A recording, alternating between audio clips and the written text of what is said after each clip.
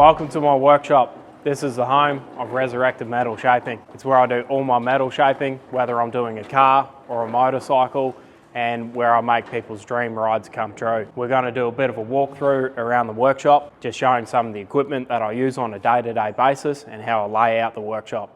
First things first, pretty much tool that's in every single workshop. So nice little hoist. It's nice to have a hoist. It's a good little marketplace score that I've got, and they're handy. So if you're doing exhaust and that sort of thing, you can tack up an exhaust, little brackets underneath the car, welding brackets in, that sort of thing. It's nice to get it up in the air, just so I'm not on the ground, rolling around, that sort of thing on the ground and not having a lot of room. So it's nice to be standing up working. So hoist, good tool to have, and nice to get it up in the air for rust repairs like this and sill areas, that sort of thing. It's handy. Got all your controls over here. Most people know how a hoist works anyway, but that's how that is. So handy tool to have, and I got it for a good score. Bead roller, nice to have the bead roller. It's a nice little machine. Just winds up and down on here for your tension, setting depths, and you got all sorts of different tools.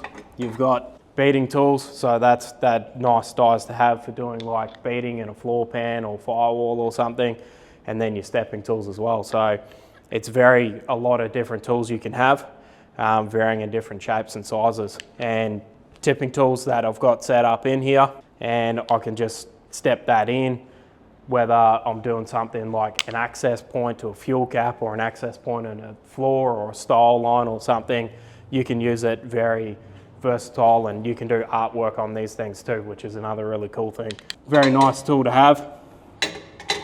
Variable speed on the foot pedal, and nice light on here too. So the reason I run a light is you do get a bit of shadowing down in here, so it's nice to have that light there so you can see your line really nicely when you're coming through. But I'm going to update that and get something a little bit better and nicer looking. So we got the little sandblast box there as well. So nice little thing. I can sandblast little brackets I might want to reuse. It's only a small little thing, but it's perfect for that small stuff if I'm going to reuse a bracket on a car. Into the folder. This folder I've had for a long time.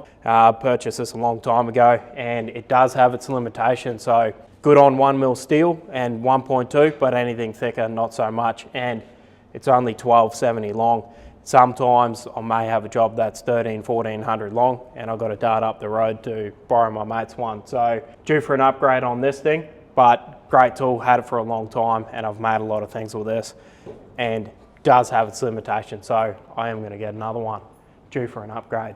Power hammer. So this is the first power hammer that I ever got, and this is the one that sort of introduced me into the power hammer game, and it's a great little machine. Comes with a lot of custom tools as well. I've got a lot of little tool holders that I can make custom body lines and that sort of thing in cars. So I can make custom dies, different shapes for profiles and steps and body lines and peaks and all sorts of things. So these are good. It's got shrinking dies. It shrinks really well, this machine too. And I like to sort of planish things up and just fine tune a few things on this as well if I don't want to stretch it too far. And nice little backstop so I can set depths and that and run it through. So great little machine. That was the machine that got me into the power hammer game.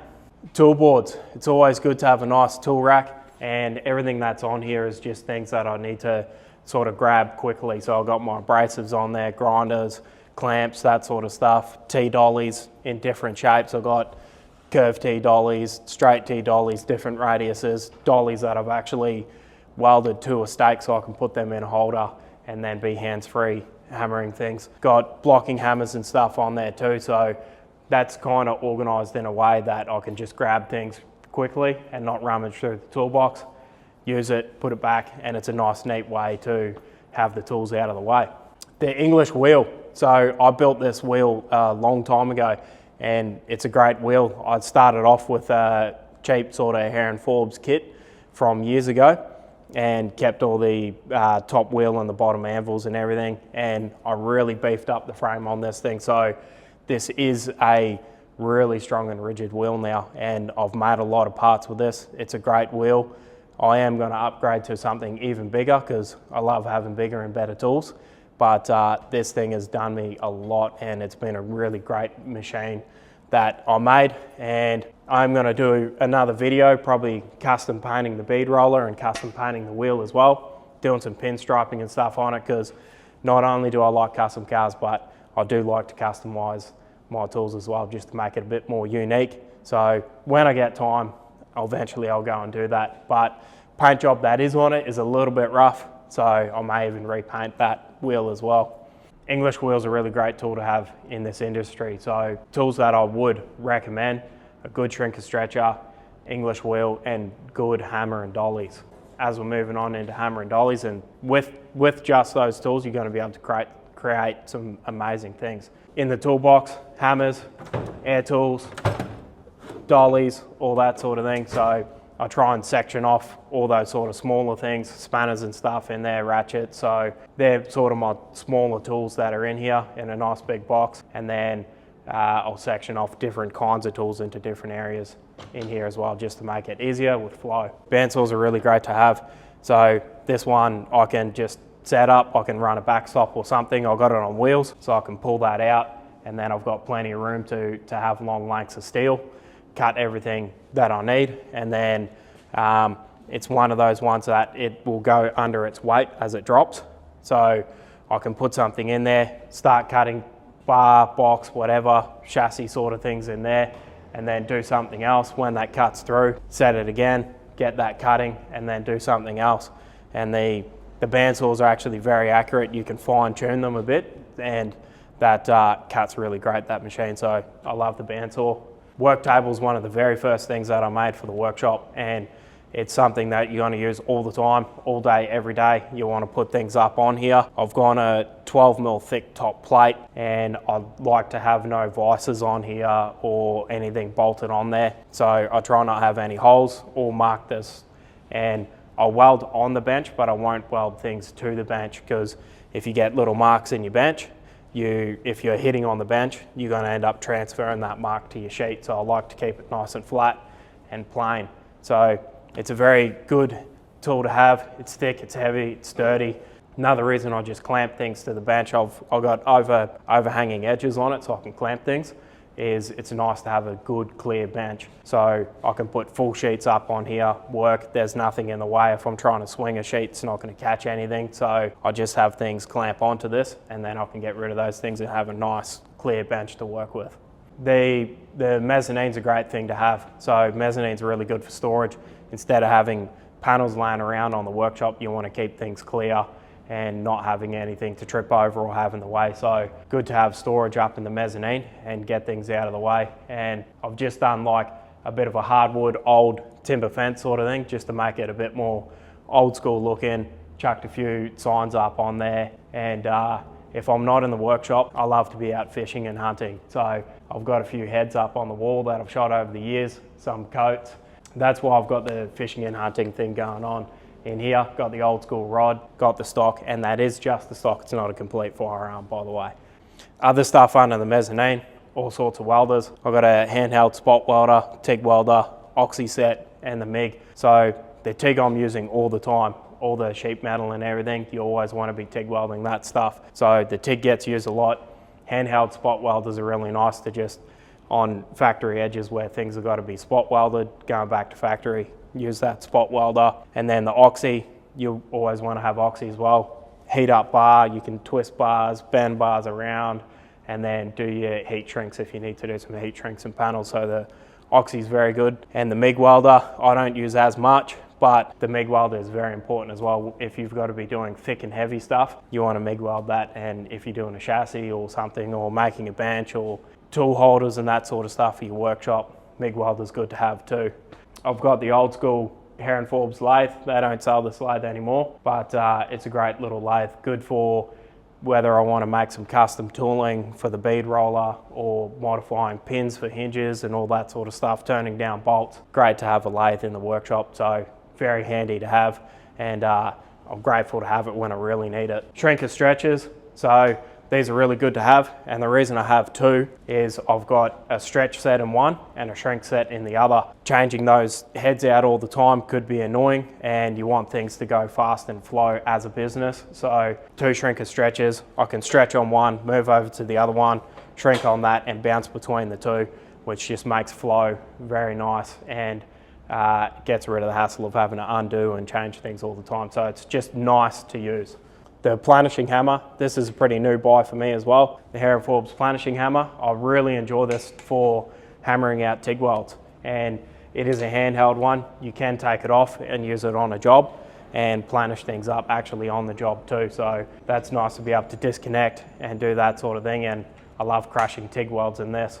And all the dies that are in this die holder, that shaft size is the same size as all the dies in the power hammer, and there's a large selection of dies in there.